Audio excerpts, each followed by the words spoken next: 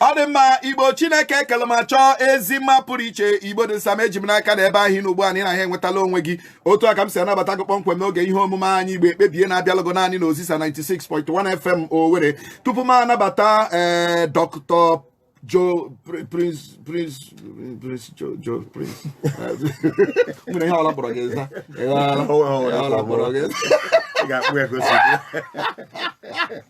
ọla kpọrọ gị bigo zam n'ụtụtụ a na ụbọchị ama ahụ kwụrụ adị mma tupu m anabata nwanne anyị nwoke anyị na ya ga-anọrị biko o nwere nwatakịrị nwa ahụ onye ezi ọha mana ọ nọ na-ekwu ukwu ọjị mana mgbe ọ kpọziri ebe ọ gara skuul ka anyị ji mata nwatakịrị a furu na Ogun steeti o furu na Ogun steeti mmadụ bịara kpọrọ ya site na ukwu ọjị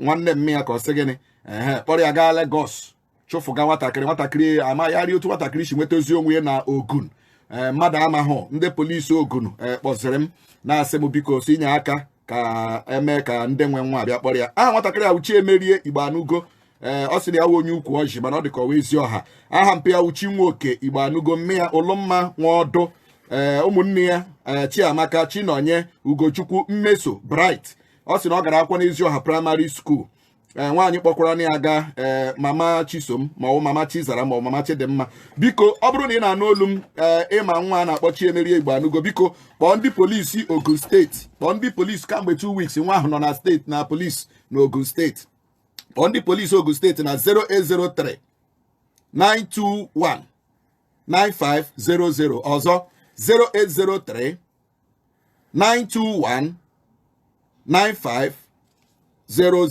achọkwa m iji ohere a nabata nwanne anyị nwoke Prince Joel Dr. Prince Joel n'ụtụtụ a ọkpụrụkpụ okwu anyị ga-eleba anya n'ụtụtụ a dị oke mkpa ndị Igbo na-akpọ ya iri ekpe mana ọ bụrụ na anyị sụgharịa ya n'asụsụ Igbo ọ bụrụ onye ga-anọchite anya mmadụ ma a sị na-achọ onye ahụ ahụghị ya onye ga-anọchite anya mmadụ ma a sị na-achọ onye ahụ ahụghị ya n'ala Igbo anyị asụsụ anyị ọkpụtọrọkpọ asụsụ Igbo wee iri ekpe ya wụ next of kin ya mere Dr. Prince Joel ndewo n'ụtụtụ a ndewo na nso ndị Imo ndewo ụtụtụ ọma ọzọ ụtụtụ ọma happy Easter in arrears. Yeah. Ụtụtụ tata anyị ga-eneba anyị ihe gbasara Nest of King. Yeah, no, say on a very sincere note. I've never heard this one is very first time of hearing because actually Ijikwa this opportunity you're one of the some of us now Ayobe all of a very long time. You know, we're trying to blend and not easy at all. So I want on Facebook I hear people say, this man should speak Igbo, I get all those comments, but my brother, it's not my fault. All my life has been it's not my fault. But I'm trying my best. I'm gonna continue this program in another few months. So because forgive me, yes. Okay, this morning I get a Hana Next of King. Oyega no chi gacho ge chi ahoge oyega no chi gi. It's very common and you feel a form, you got bank, you feel like a form one call ma get there she who is your Next of King, or in a feeling her school. At every point in time you got home form, either bank, either anything you're doing, you got home at the end I say Next of King.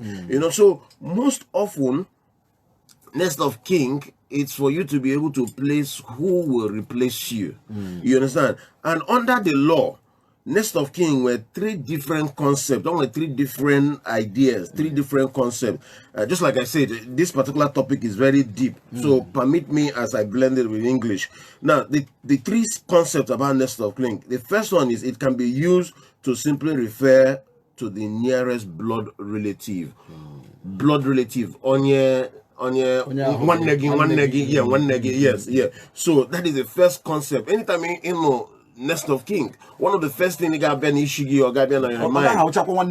No, that's what I'm saying. That's not 3 concepts. 3 concepts, yeah. So the first one could be related to as your blood relative. Now, the second concept, it can be used to notify necessary authorities in the case of emergency.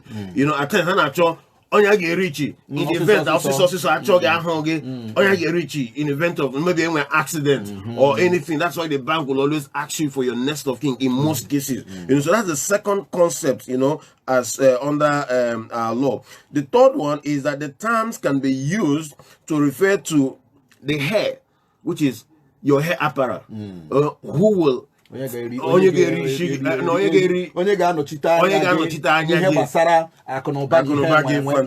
fantastic. Yeah, so those are the three concepts. One is the blood relation, the other one is in the event that emergency while the third one is who inherit you. Now, next of kin as it relates to inheritance. Now, remember that when a person dies, okay, leaving behind a will, that is in happy will, which is the testate, okay, the matter of next of kin becomes unnecessary. Will. Issue of is necessary. Okay. Yes, that because there's a will. And remember that the will was the last wish of the deceased. Okay, now, without a happy will, of course, the issue of next of kin becomes important. However, remember now, under our customary law, usually the first son steps in the event that I hold the man. You understand? I've just explained two things now. In the situation where will, issue of next of kin necessary, exactly. Yeah, but where the person dies without leaving a will, the issue of next of kin becomes important. However, under the customary law, what applies is that your son does what? Inherits your riches or inherits your wealth or steps into your position. You understand now? But if the disease left no will, which is when it dies intestate, does it really mean that the person mentioned on the next of kin automatically steps into the diseased property? The question or the answer is no.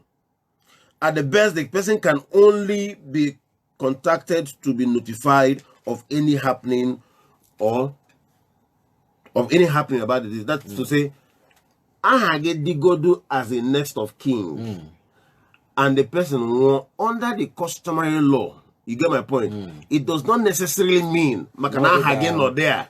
No, you get step in. Where is it? No, it doesn't matter because the customary law will prevail. Okay. You understand? Okay. So this morning, I had this thing say, okay, help why now, where the disease died without making a will, the family goes for what? Administration of his estate through probate in accordance with various state laws. Madam one will. The family usually get making they apply for letter of administration through the probate courts. Okay, can we letter of administration? So that is one of the points to note under inheritance. The other one is where customary law is applicable. Now, situations where customary law is applicable. Okay, the next of kin of an intestate are those who are under native law and custom. So in that situation, or apply, which is what I explained earlier. You understand that under native law and custom, okay, issue of next of kin will not apply. So even if your name has been fixed there as next of kin, they inherit. So the so that's an exception. And under the custom of the people, under the laws and custom of the people, the opera is also considered as one of the persons, if not the person, who will inherit the father's wealth. Customary court, customary law, yes. Under next of king, where the law and when they were custom natural, custom natural, you know go fly. You know go fly. You know go fly. That's the point I'm trying to make. Okay, have fly. Okay, have fly. So it will suffice to say that a deceased person cannot, while alive, confer inheritance right on persons not so entitled under customary law by naming them as his next of kin. Okay. You understand? Under customary law, oga ha fly. Also get near Hawaii, you get there. Also get near whatever, oga ha fly. You understand? The customary law will prevail. Okay. So everybody in your bank and everything, need that thing. Remember the situation of letter of administration. The letter of administration, it is the indiga manager guide determine how it will be distributed. You understand? So the idea is that the nest of king, we need to understand what are the rationale nest of king, the rationale behind nest of king.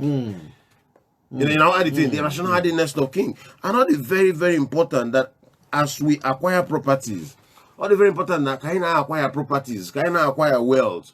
Okay, one day I got try, I got high. You understand? So a plan no the very, very important. All the very important. And again, get take into cognizance the customary law na guide your place. Get take cognizance fact.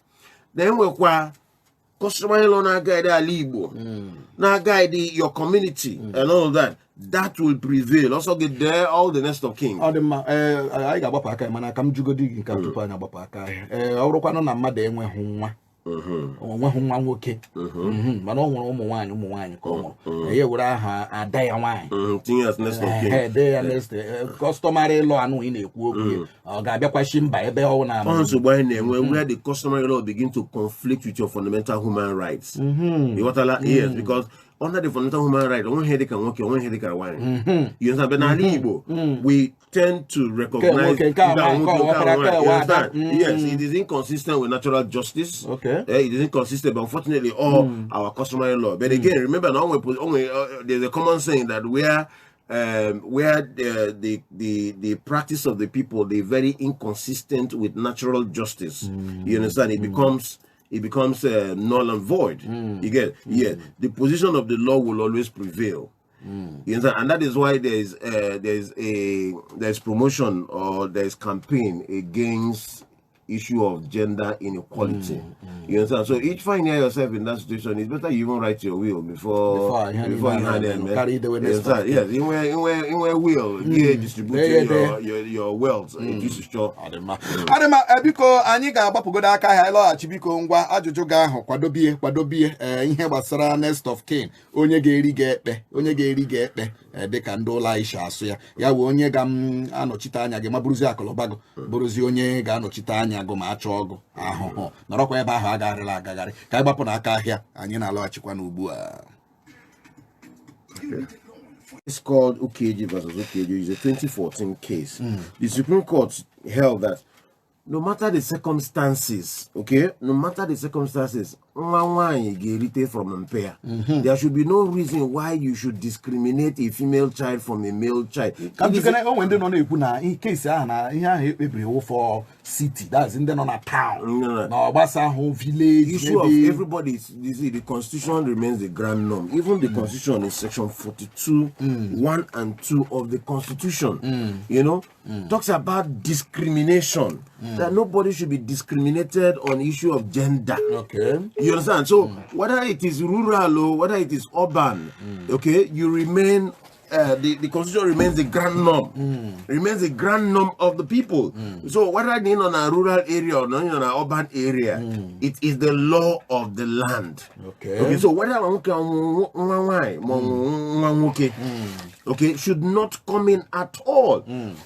For me, no longer any discriminating wine. I got caught. Okay. Yes, and I think women should stand for their rights. You understand? Anyagala those days. We've exceeded those days where I want anything. In my own case, I have 4 daughters. Okay. You understand? And I'm proud to say it. I have 4 daughters, and who is that person to say that my daughters will not inherit? For what? That does not mean that the male child will not come. Of course. You understand? It will come. But can I use this opportunity to address this issue? You understand? The Supreme Court, on no circumstance whatsoever should you discriminate a female child from inheriting from her father. Probably Supreme Court 2014 ọkwa ya ọrụwa na-ekechala ya maybe the man ekechala ihe ka ihe otu o shiri so enwe nke ile ndeke nwaanyị before this 2014 ndeke nwaanyị pụtakwara nụ now na-asị na Supreme Court ekpelie ha ga-anọ court mana ebe ekechala n'ihe kamgbe nọ before Supreme Court for you to raise that, it means that sharing was unconstitutional, that sharing was discriminatory. You can challenge it. There is no time. As the na demand before court, Supreme Court, na right as in the position of the court. The position of the court. The position of the court. Many years ago. Constitution not there before before 2014. Yes, and section 42, 1 and 2 settle this matter. All ignorance. All one of the person my home after 2014 and all before 2014, you can challenge it. Okay. You can challenge it. Okay. You understand? Now that does not mean that no child traditionally very customarily. You understand? But you should not make it obvious that the female child cannot inherit anything. Yeah, it might not be of equal standard. They do not discriminate. You understand? In my head, here not discrimination. You can find in a place of work and Ghana or it's wrong. Yes, any female child can go to court and challenge that. Any female child can go to court and challenge that. You understand? We are in a new era. A woman can be a governor. Of course. He gets. A woman can hold any position. Of course. You understand? Maybe this morning I'm speaking for the women, but I'm saying that they should stand for their rights. Women should stand for their rights. You can't want anything discrimination. You want guy inheriting. Makana dige mo so why. So mana kam juke no zo I na ekwoku next of kin okwa mana dey ka na deviate but ihe ade mkpa kedu kwanu maka nwaanyị alụpụrụ ebe ọzọ nọ na nke die ya bịakwa n'ụlọ mpe ya na-azọ ihe onye alụfụrụ agụ ịnọ na pe digi isi n'ụlọ digi gbara na-abịa na nke ebe mpa gị na-asị kenye gị right. Yes, it's immaterial as long as the person were a member of the family and there's something to be shared. The only thing is just that she might not share with the male child the same proportion. You understand? So if the child is recognized, there's nothing wrong, and that's right to avoid some of these things. If you can do a will, you do a will. If you can do a will, you understand? And of course, some of these customs that says that the female child does not have any say in the father's estate. It's not completely true. That's my personal opinion. It's not completely true. As long as a female child is recognized in the family as a female child, unlike anything, they should also make provision for that female child. I'm not saying that the female child should come and take everything and be the head. Yes, especially when the female child is married. You know, it has been married out. You understand? I hear known the list of beneficiaries. Okay. She should benefit. I don't know.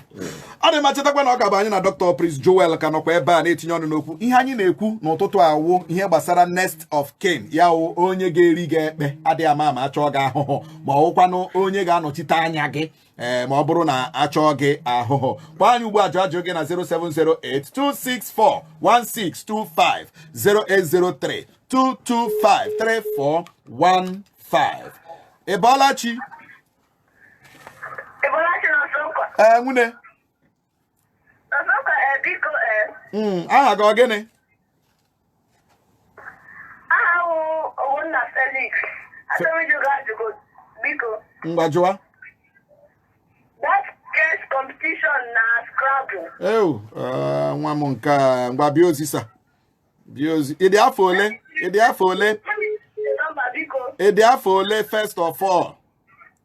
11. Hey, way underage. Underage chọrọ ịgba Scrabble na chess la ludo na what? Adị mma nwa m. Adị m Ebolachi. Mmadụ ka a na-aya. Ike agwụla. Happy Easter. I wish you the same, nwune. I'm not a net of king of fire. Net of king is about Igbo Omenala. Net of king who American now. I am an other one, one marker. And my next king is over my wife.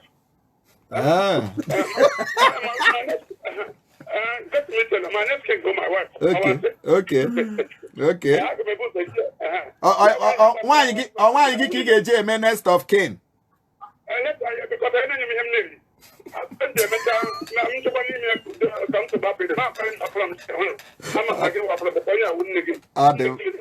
I'm right, yes. Because emergency that all your wife now get rich. So in that second, yeah. But awareness of king it's here na inheritance. If it goes to inheritance, it means a total different thing altogether.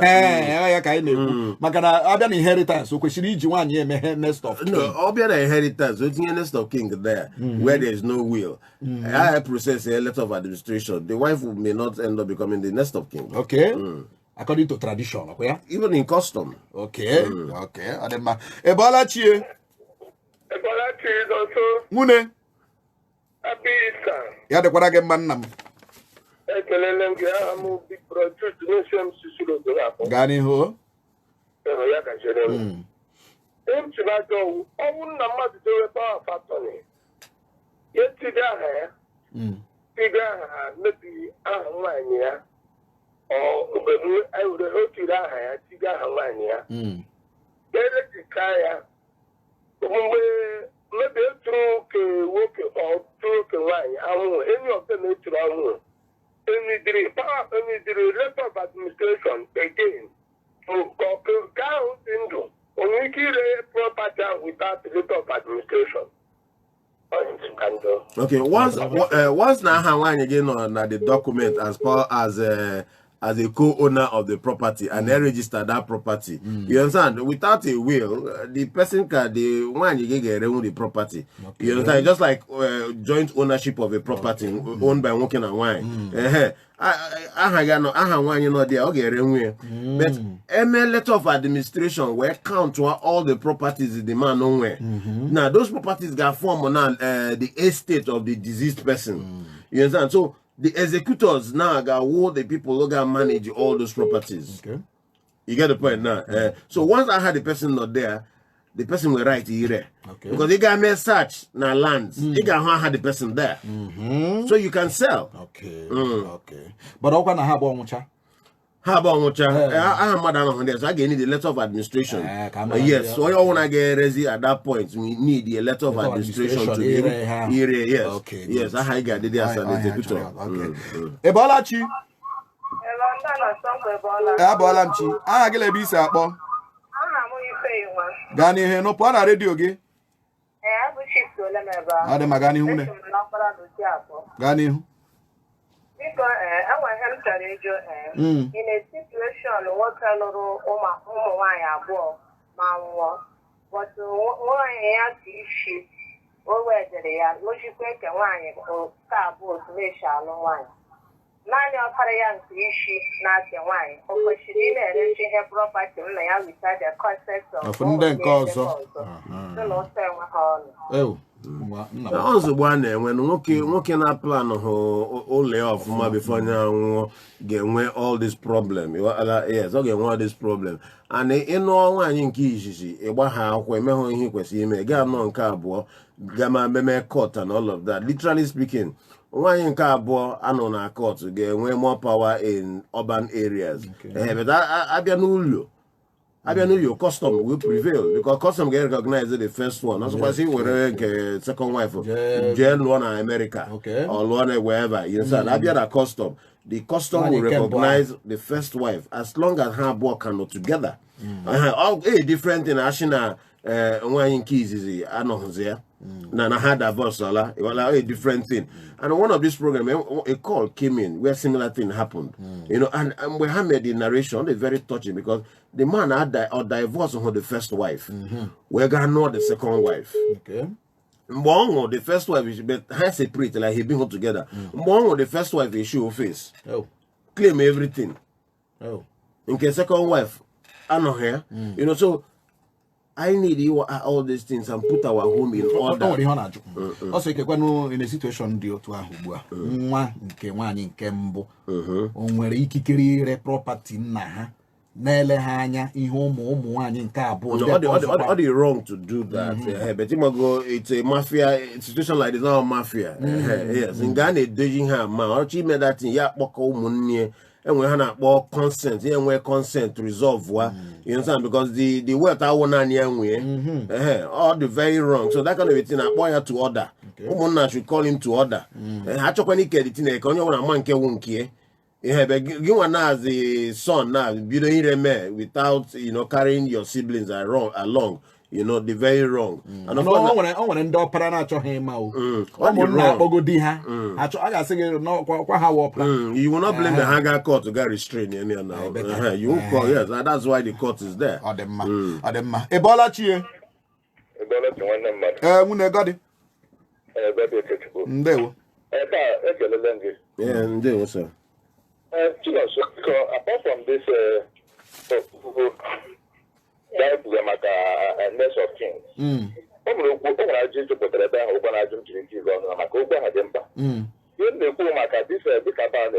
This constitution Supreme Court 2014. Among them back then to 2014, but that's juvenile with us now. They only that constitution now captured by 2014. The 2014, and we kick a woman one. They got to go. I got strictly, I got my and opinion can legal advice. I want to be very careful. I got my opinion can legal advice here. In education, we're just educating and all of that. But if you come to my chamber, John, this are two things. Let the fact of the matter very well. I might ask you to challenge it in court. Yeah, that's one option. The other option we have a statute of limitation. The other option require very well and all of that. Feel na time you say got caught agala happier. Yes, and all the very important. You hold on the legal advice. It's legal advice. Get consult on your lawyer. It's your real legal opinion. Get consult on your lawyer. Or we can discuss further because I can't give a legal advice. Men went home full details of the matter. I can't. And that's not the essence of this program. Exactly. How the motor cook? I we kept your kotabia. Ebola chi. Mune. Habat na toilet akpọ m ya. Tinye ọnụ na ekwentị gị ahụ ọfụma Habat. Ghọtacha m. Adị m otu oku kedu onye ga-abụ onye ikpeazụ ga-akpa anyị ugbu a. Ebola chie. Good morning. Nwunye kedu? Ụtụtụ ọma sir.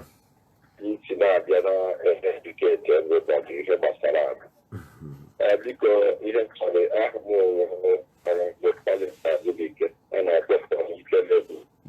you got Joe. Here Basara, one leg in one match, maybe a war in the year, a year over power. That is power factor. Maybe to do everything Basara. Maybe I'm not on a court. When you guys get the court to maybe that when we are winning here. So maybe federal authority to do everything in that land. You know, all the sign here among the two persons that have here the power of or the regular. Before you sign here. What's a Hamad Naba on that document? It's expected that Mad Naba got signed here.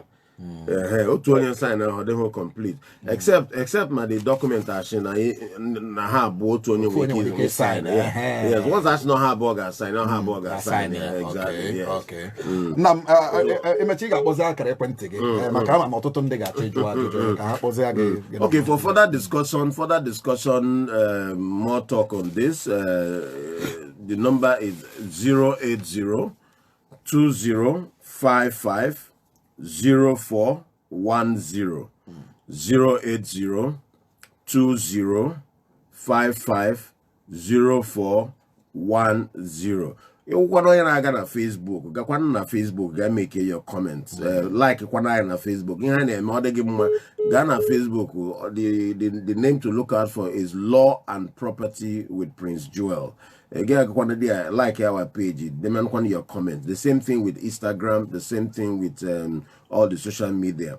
But for WhatsApp, it's 080 20550410. Now, so on the last note, all the important, a lot of things in there, and here now cause all those things in there is just because while we are alive, I feel a plan of both Nest of King, both will, you understand, both in here inheritance and all of that. Working then the plan on way of most of these things are you understand,